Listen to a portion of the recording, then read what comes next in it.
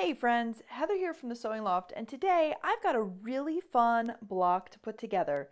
It is easy to make, a simple patchwork, and uses all sorts of scraps. It's a simple thread spool.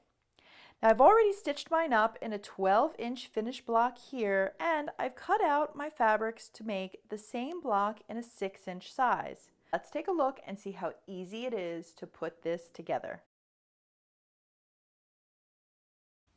Before we head to the machine, we need to do a little bit of prep work.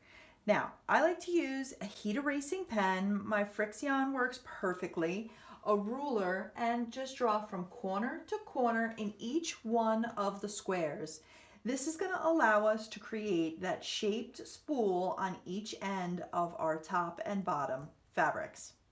So go ahead and take a minute to draw those lines. And then what you're going to want to do is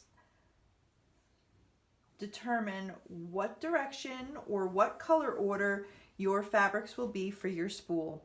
Once you have them together, it is just as simple as putting right sides together and stitching with 1/4 of an inch seam allowance on each row. Okay. Starting at the top, I have my two pieces together and I'm just going to stitch 1/4 of an inch down.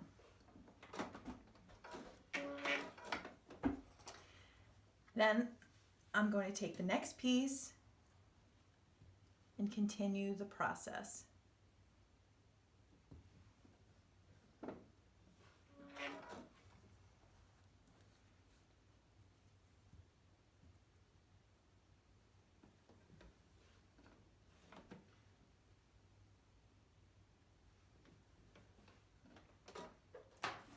After you finish stitching your 4 pieces together, press them all in one direction. You're also going to want to trim it to size. Just follow the directions included in my downloadable pattern. Then we're going to add the sides.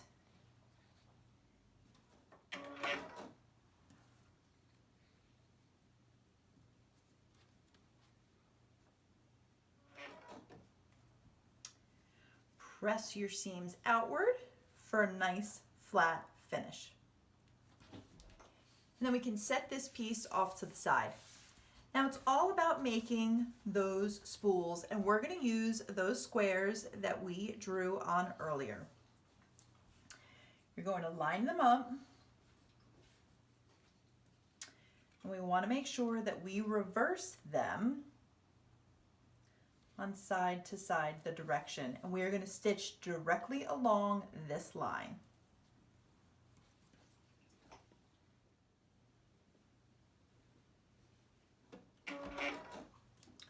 Repeat the process to your other, and you will want to make 2. Trim away your seam allowance and press per the instructions in the pattern. Once everything is pressed, it's just a matter of our final assembly. I like to take a few pins and just make sure that my spool matches the top and bottom, and just pin them in place, and then you don't have to worry about it shifting as you sew.